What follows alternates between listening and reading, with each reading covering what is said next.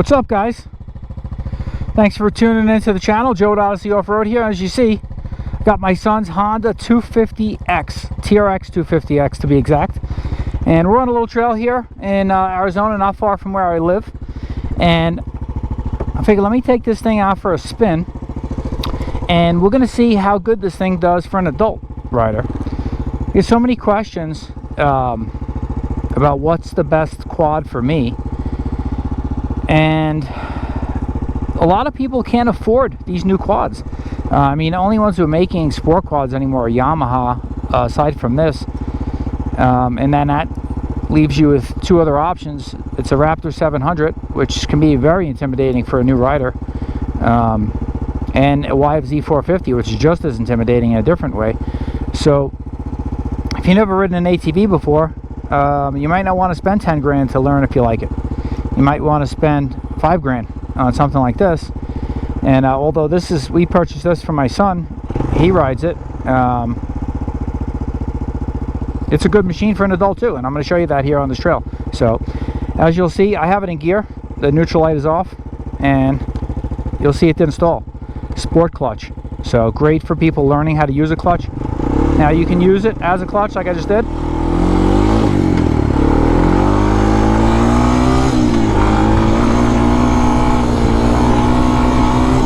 So I'm in third gear right now. You'll hear the engine spools up pretty good on this thing.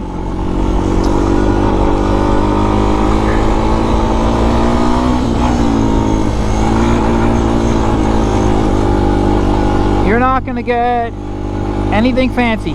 This is a carbureted machine. It's not fuel injected. You don't have, fancy shocks or long suspension travel.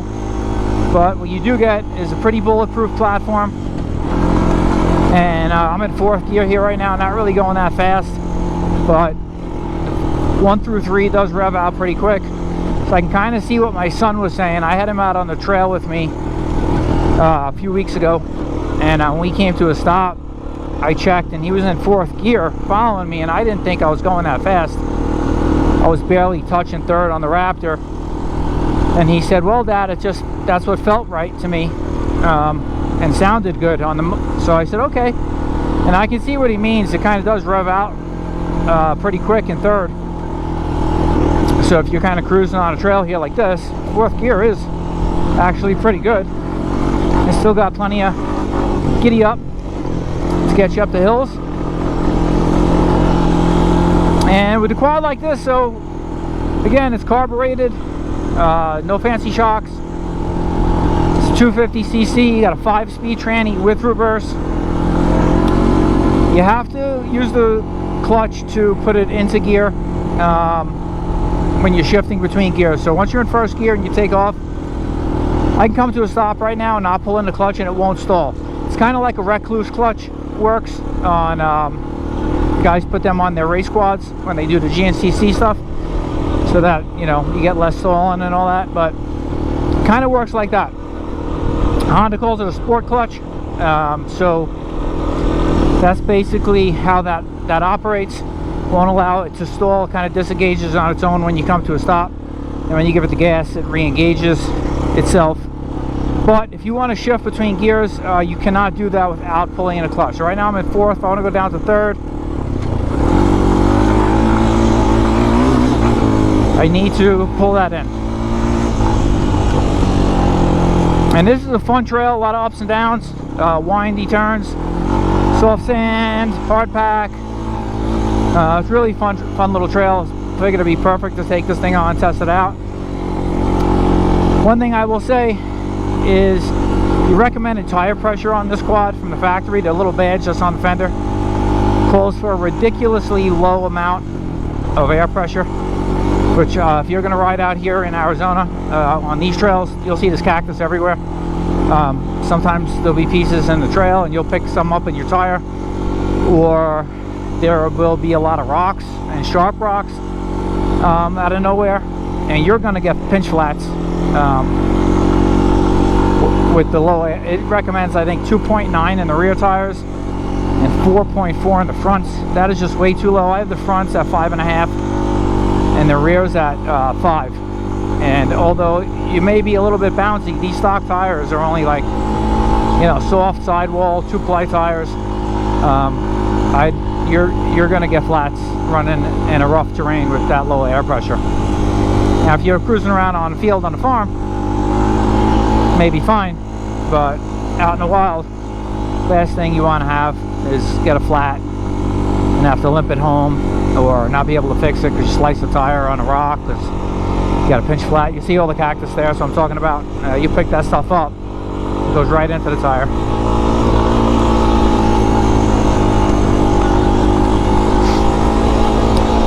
Other thing about this little Honda that's nice is it's light and flickable. I mean, you can really throw this thing around.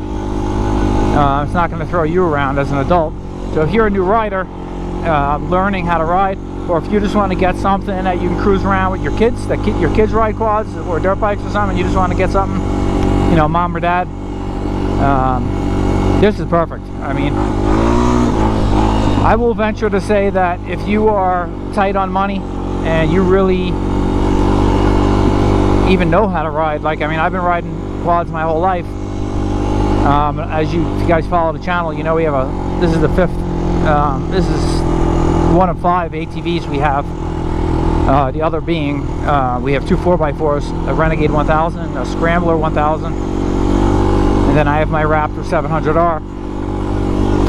But if I couldn't afford my Raptor 700R and I just wanted to get something to come out and have fun and have a good time, I wouldn't hesitate to buy this. It's better than nothing, and you won't be bored. You can have fun on this thing, and it's a little bulletproof tank. It's a little air-cooled Honda motor. Change the oil regularly and it'll just last you forever. There's no chain to worry about. It's shaft driven,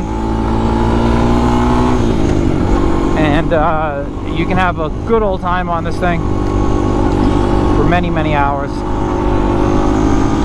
You'll see we're moving at a good clip. I'm sitting down right now. It's not a harsh ride. You're going to feel it more than you would on a Raptor suspension or a YZ 450 or something with race suspension on it, and long travel and piggyback reservoir shocks and all that stuff. But it's not terrible. These are gas, see the cow? These are gas shocks. They are Showa gas shocks, so they're not junk. They're not like some Chinese off-brand garbage. They put a decent shock on it, and it's a nice little unit. There's a good aftermarket support for it. You can do an exhaust, you can jet the carb, get a little more power out of it, and they make skid plates, aftermarket skid plates for this thing, which all stuff we plan on doing. This is kind of beef it up. And my 8-year-old rides this thing, and he stepped up to this from a Polaris Outlaw 110, so it's obviously a huge step up from that. One of the biggest reasons we stepped him up was just stuff like that right there, that little bump we just hit. Might have been hard to pick up on camera, but on the 110, on the Outlaw 110 with the single A-arm suspension and like barely any suspension travel, he'd hit something like that and it would just shoot him off the trail, like off the side.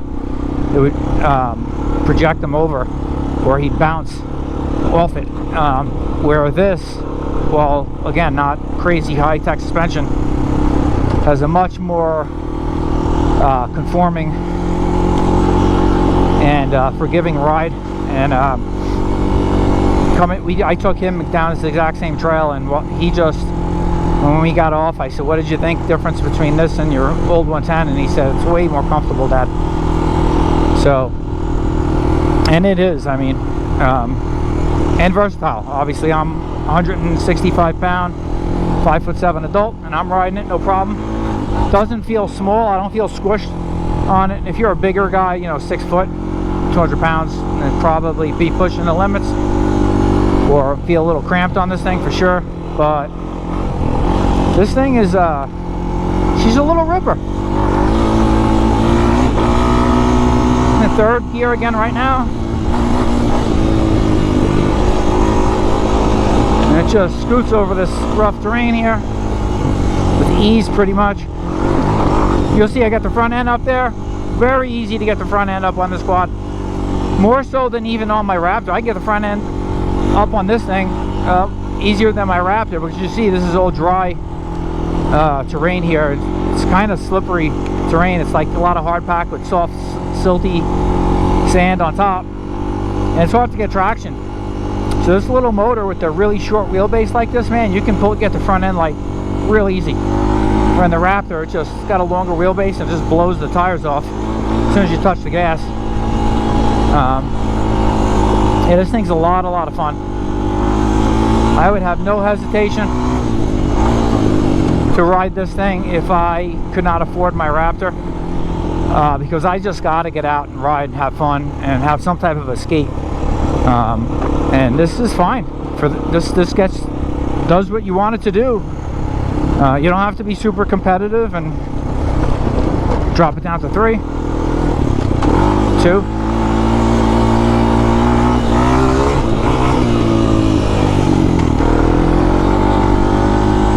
And yeah, it's you can have a good old time on it.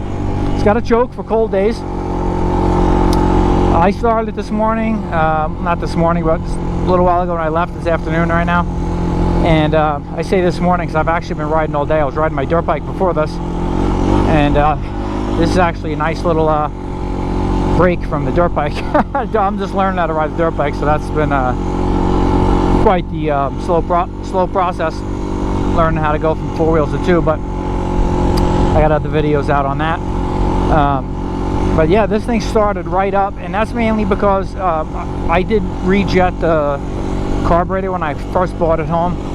I put a bigger idle jet in it. I went up, I think I want to say 1 size, maybe 2 sizes on the idle jet. Right from Rocky Mountain ATV, you can get the genuine Kian carburetor jets. Don't go getting the ones off Amazon that are Chinese garbage. You don't want those. It sounded like a dirt bike was behind me. No, I'm mistaken.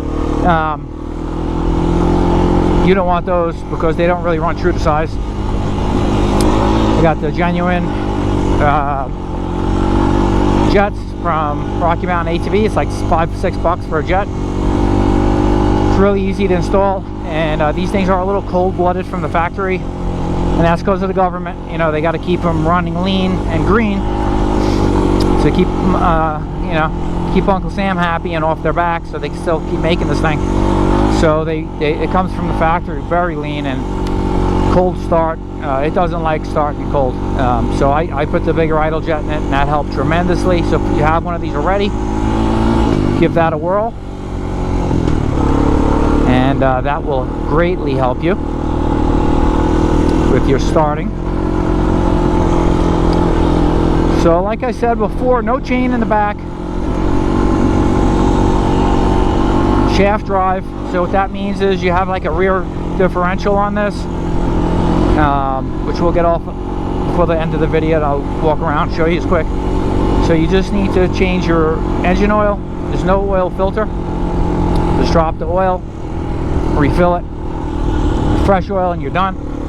And then you can change your rear differential fluid. The rear diff fluid doesn't need to be changed as often as the engine oil, but if you go through a lot of water and you submerge the rear diff, there's always a chance you could have took in some water. I would recommend draining it, refilling it, a situation like that. Otherwise, maybe even if you did every oil change, you don't really need to. You can do every other oil change, but if you did it with every oil change, it's fine. It's so cheap. It only uses about 1/3 of a quart, so you can get a quart of diff fluid. It's like 80 weight, 90 diff fluid, and I'll use synthetic in this thing. And we'll go down here and turn around. You'll see this thing, you can't stall it. That's what I mean. I come to a stop, and that's it. I think I'm in second gear even. I was in first. You see the neutral light's on. If you want to go in reverse, you got to pull the clutch in. There's a little lever here. Just pull that back and then go down from neutral. Now you're in reverse. Back up. You're in first gear. Neutral, I'm sorry. Then first gear. So kind of like, not like a traditional sport quad where you'd go, if you were in neutral in here, on a regular other sport quad like a Raptor or a YFZ, you would just go down to first, and then everything after that's up. So neutral is kind of like between first and second. Where on this, to make it very user friendly and easier for people to find neutral that are beginners or kids, All you have to do is go up, and then you just continue going up from there. See how it didn't stall when I let it out? Or I can just leave it like that. I can just take off. Really forgiving, really cool. Second.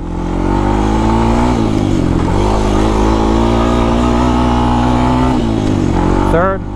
The shifter is placed a little high, even with my boots. I'm having a hard time clicking it up. I actually may lower it a notch for him. This way his little feet are probably even having more of a hard time getting under it.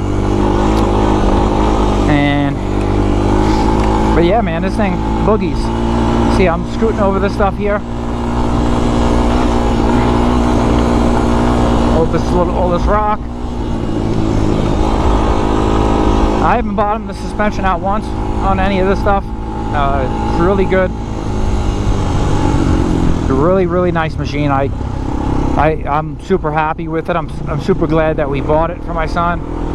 He can grow into this. Obviously, I'm 47 years old adult with years of experience riding sport quads, and I'm having a blast on this thing.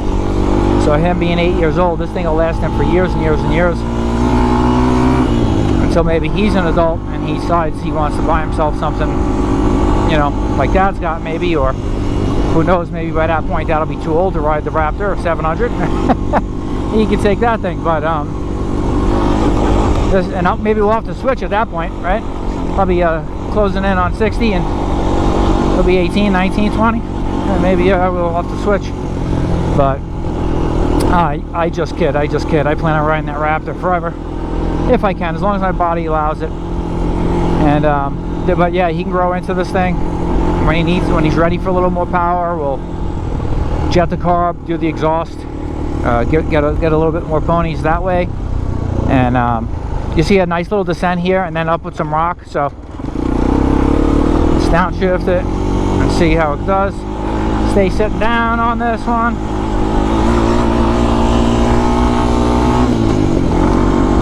Right up there, no problem. This thing has got plenty of pull, plenty of torque on the bottom. Just get you up anything, to be honest with you. You're not going to have a loss. Look now, I'm in too high of a gear, and you'll see it's just lugging right up. I should have been down gear there. I'm in like 4th right now. And it still just lugs and tractors through everything. So we're at the end of the line here. Let's turn it around. We'll go back to this little turnaround spot, this berm. Get off the quad there and talk about it a little bit. And for the ride back, I'll kind of let you listen to the pleasant sounds of a 250 TRX 250X engine.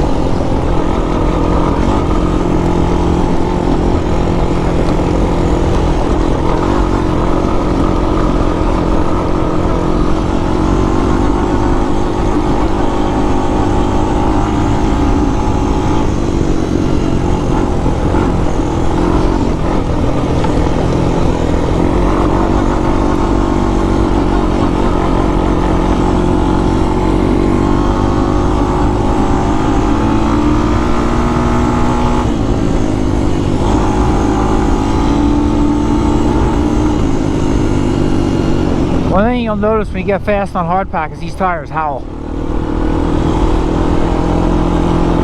I don't know if it's the more balloon shape of the rear tires on these. They're not as flat. But they do howl a little bit.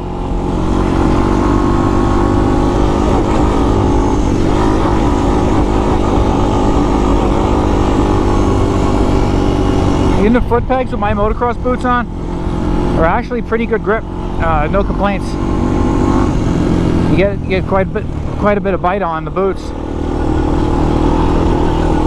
They're stock steel pegs. They do pretty good.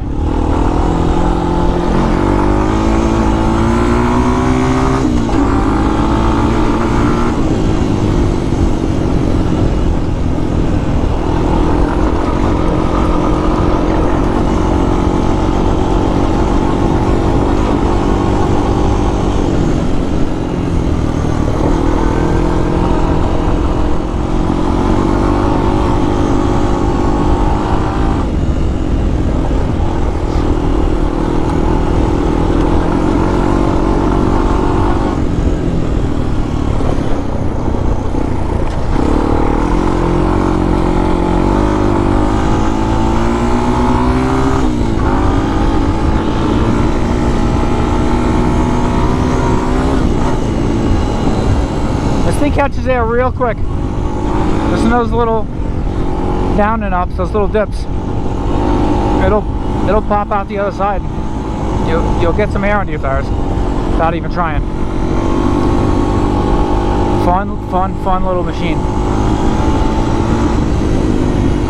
I could ride this thing all day, in all honesty.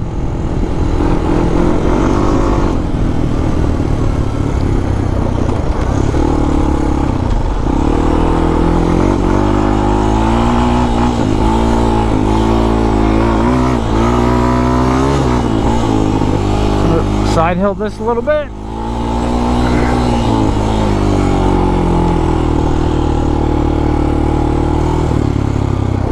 It's such a nice little nimble machine. It's just such a blast to ride.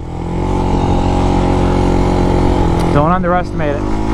If you're short of money, you need a machine. You can have some fun. So we're in neutral. Turn that key off. The one thing I don't like about this quad is the parking brake. I'll show you. So to operate the parking brake, you got to push that in. Then you got to pull the clutch.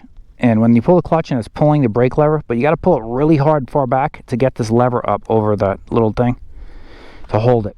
If you don't get it in hard enough, and for a young kid, my son can't even do it. He's got to use two hands, and then he can't get the. So I got to put it. So if you're on something like this, putting it in gear with the type of clutch it has, it'll still roll, so you kind of need to use that parking brake. So not the kind of bike you want to take the parking brake off of. So that is the 250X TRX. So it is a hot day today. I'm going to give the bike a little break here, cool off, and then I'll head back out and home. So I just kind of, to recap what we talked about while we were riding, give you guys a good look at it. Again, if you haven't seen the intro video on this, there's the rear end I was talking about, and there's the fill. The drain is underneath, super easy to get to. You'll see the gas shocks in the back, it's a Showa. And the front is also Showa shocks. They are not adjustable, preload or anything, but they do the job. They didn't bottom out with me on them. So it's a nice bike. Again, I can't stress enough the fact that if you're an adult and you just want to get out and have fun and you can't afford a $10,000 machine and you don't want to take the chance and roll the dice on a used machine and risk, you know, blowing your money on something that may explode on you because the previous owner, you know, slapped some lipstick on a pig and sold you a turd. This thing, you get this, comes with a nice warranty. I think we paid $300 and some odd and we got a full 4 years warranty on it. Well worth it. And she runs, comes with 22-inch tires in the back, 22s in the front. If you go to sand dunes, you get some set of paddles for this, it'll do just fine. No problem at all. There's plenty of people that take their kids to the dunes with this, and that's another thing. I do go to sand dunes a lot, as you guys probably know if you frequent the channel. And I've taken him on his 110 a couple times, and that was a little bit of a struggle.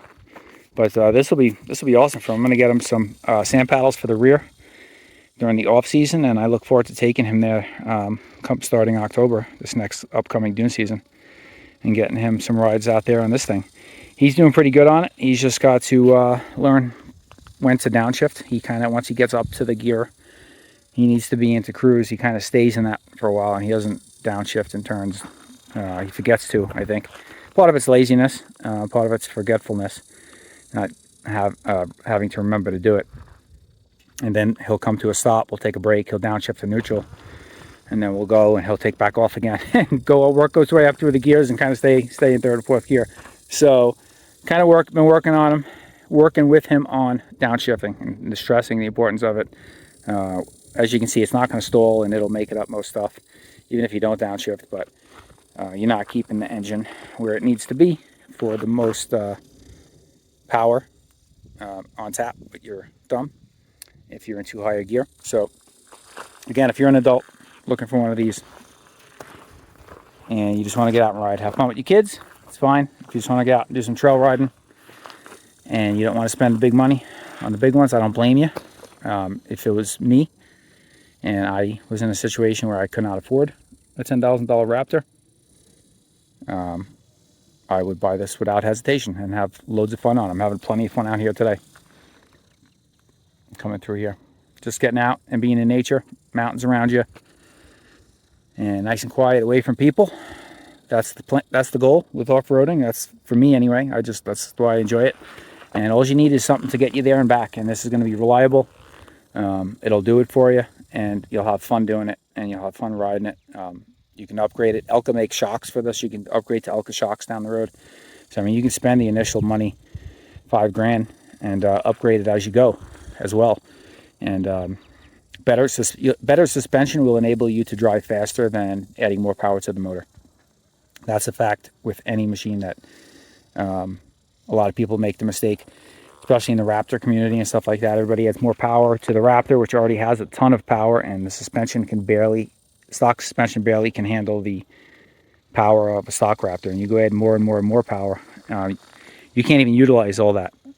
Handling is number one. If you can make it handle better, you can go faster if the suspension can handle the speeds. Usually the biggest limiting factor to going fast is the suspension on a quad or a dirt bike, anything. So once you get the suspension worked and you get some Elka shocks for this thing, it'll enable you to ride this faster and more comfortable even than it is now. And right now it's not bad at all. As you'll see too in the front, which I didn't point out, but I will right now, it's got an oil cooler. So although this is an air-cooled motor, Honda is generous enough to add in oil coolers to keep your oil temps down, and that helps in turn keep the motor a little bit cooler, since it doesn't have a radiator and coolant flowing through it. So a lot of times air-cooled motors won't have a oil cooler, but Honda does include an oil cooler for this. And that's one reason why when you check the oil on this, you actually have to start it and run it for 3 to 5 minutes, get the oil to temperature, shut it off, let it sit for 2 minutes, and then check the oil. You don't check it ice cold, which you would think you would because it's not a dry sump. But it's because they want to make sure the oil is getting through the oil cooler and in all the lines, and check it at operating temp. So just a little quick note there on that. And that is it. It's carbureted, but like I said, I rejetted the idle jet. Starts right up now. It's a great machine otherwise. We're gonna get some good skid plates for it, and an exhaust, and up the main jet on the carb. And this thing will be ready to rock for a long time to come and last many, many years. So that's it. This is Joe at Odyssey Off-Road. Hope the video was helpful for one of you guys. Get out there and buy yourself something. Just get out there and ride. Have a good time. Don't hesitate any longer. These things, even these ones, you know, every year with inflation, manufacturers keep increasing the price. So if you're thinking about it and you got one available near you, go ahead and jump on it, because a couple years from now, maybe even more money. So good deal to be had on these things out there if you find the right dealership. And if you're in this Arizona area, I suggest you hit Cochise Motorsports in Southern Arizona. That's where we got this one. Gave us a killer deal on it. So tell him Joe sent you. Go see Pablo over there, and he'll get you hooked up. But till the next video, guys, get out there, ride safe. This is Joe at Odyssey Off-Road. Catch you guys out on the trail.